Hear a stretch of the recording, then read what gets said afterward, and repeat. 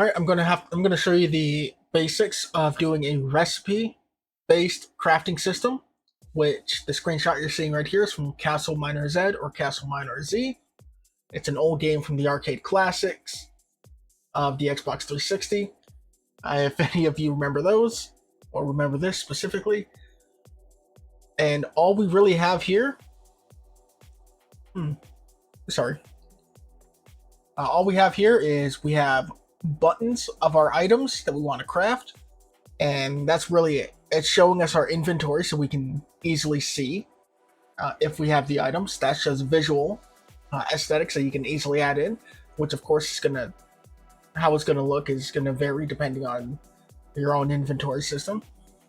And handily, they're also showing us the ingredients. So in this case, we have 10 of this ingredient and 6 of this ingredient that we need in order to craft this weapon. All right, so then you can look down here at the bottom. We can see, no, that's not it. That's not it. No, we don't have the ingredients. So in this case, it should not let us craft it.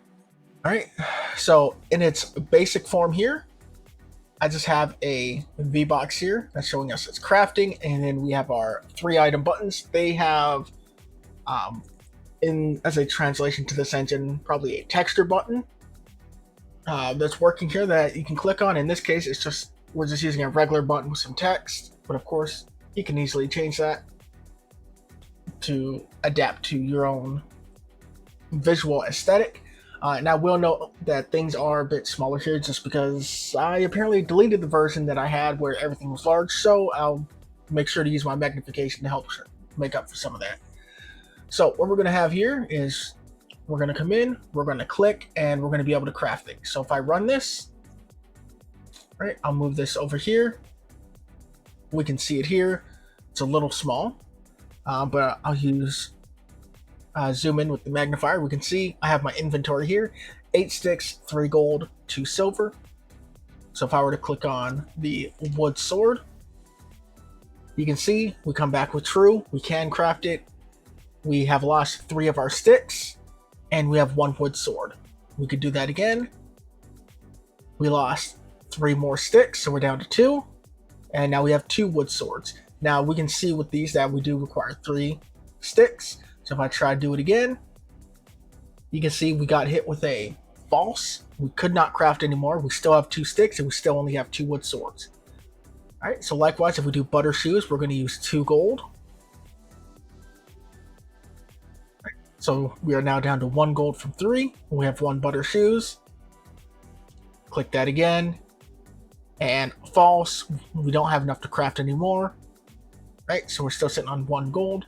Now the silver breastplate requires 3 silver. I only have 2, so if I click that, we should be denied instantly, which we are. False.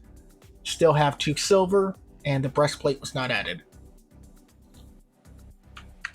All right, so this is a very simple system. It is a simple way to get into starting to add crafting into your game. All right, so all we're really doing is we hit this button to craft. We check if the player has the necessary items. If so, remove the ingredients and add the new item.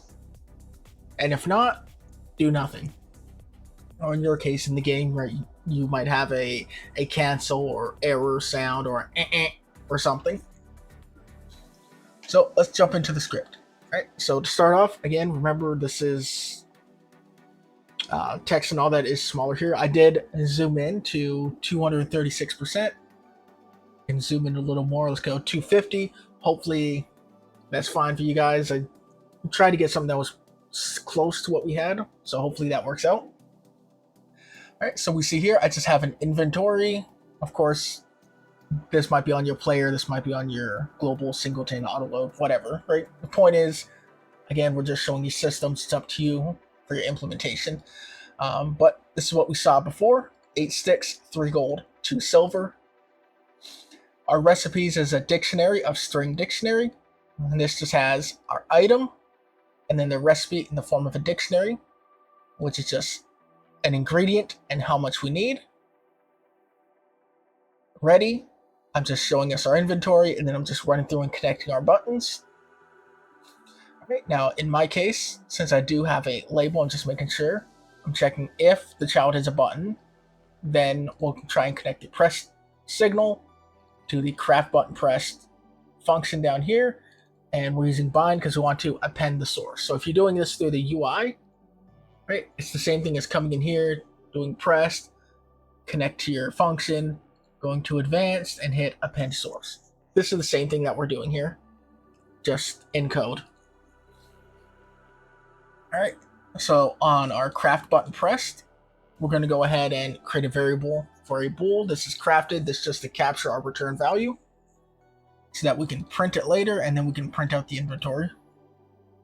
All right, and all this is going to be equal to is our craft function that we can pass in the source.text. In this case, now if you're using icons of that, you may have an exported value on your specific crafting buttons. So for you, it might not be the source text, it might be something else. So we then have a function called canCraft where we pass in the recipe name, we get the recipe for that item, and we simply just run through a check. So for each of our items in recipe, so for all of our ingredients, we check if we don't have the ingredient, immediately exit. And if we don't have enough of an ingredient, we exit out, right? So we're just going to return false. No, you can't craft it. Don't have enough, or you don't have the item at all. Otherwise, we return true and say, yes, you can craft this item. And we'll be using that function inside of that craft that we mentioned before. Again, that takes a recipe name, which up above, that's our source, which is our button.text. For you, again, could be something different. So we'll check if our recipes does not have this item. I don't even know how you managed to get there, but you probably have a typo somewhere. We'll return false because you can't craft an item that doesn't exist. And then we'll check with that can craft. So if we not can craft, return false. So again, we're saying if we don't have the item, or sorry, if the recipe doesn't exist, then fail at crafting. And if we don't have the ingredients, so we cannot craft it, exit and do not craft. Otherwise, if we have the recipe, we have the ingredients, we can jump in. Right, we'll grab the recipe. So recipe is recipes and recipe name, just like we did in the can craft function. And we'll go ahead and do the check. Or sorry, we're not going to go through and do a check. We already did our check. So for item and recipe, we'll go through each of them and subtract the item from our inventory, the amount that we need for the recipe. If our inventory hits 0 of that item, then we just remove it from the inventory. And we check. So if we don't have the recipe item, so for example, if we don't have a wood sword already, then we go ahead and establish it into our inventory, right? Just by adding the item, saying we have 0, and then we add 1 into the inventory. All right, and then we just return true because we crafted the item perfectly fine. Right, so if we want to go through, we could easily step through what's happening. So if we come in, we take a look, we go to our wood sword, we go to our crafted, that takes us into our craft function. We check, do we have the recipe for the wood sword? We do. Continue on. Can we craft it? Do we have the ingredients for it? We do. We've got plenty of sticks. So we move on. Right? So that's what we're checking here. So we grab the recipe.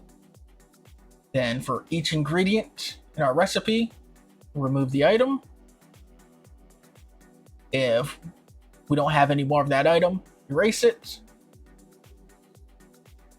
If we don't have the item in our inventory already, which we don't, add an entry into our inventory and increase it by 1. Exit out. And then we just print out crafted, which is true because we could craft it, we did, and updating by showing our inventory. All right. So we just took a simple walkthrough of how a recipe-based crafting works, or you might call it an ingredient-based crafting, inventory-based. There's a lot of similar names out there, but At the end of the day, we're just saying, here's the recipe, which is made up of these items. This is how much we need of them. Check if the player has the items and enough of each item, and if so, remove those items and add our crafted item. All right, hopefully that was simple enough, and hopefully I explained it well enough for you that you understand that. And next week maybe we'll go into something a little more complicated, just a little more complicated with a grid-based or pattern-based type of crafting, like you would see in Minecraft, for example, where you have to place items in a specific section on the crafting table, for example. Right, but that's it. That's the simplest and basic way that you can add crafting into your game, and how that kind of system works. All right, if you have any ideas, things that you want to see, especially with UI, since you guys want to see UI this year, let me know. Leave a comment down below, and I'll see you guys next time.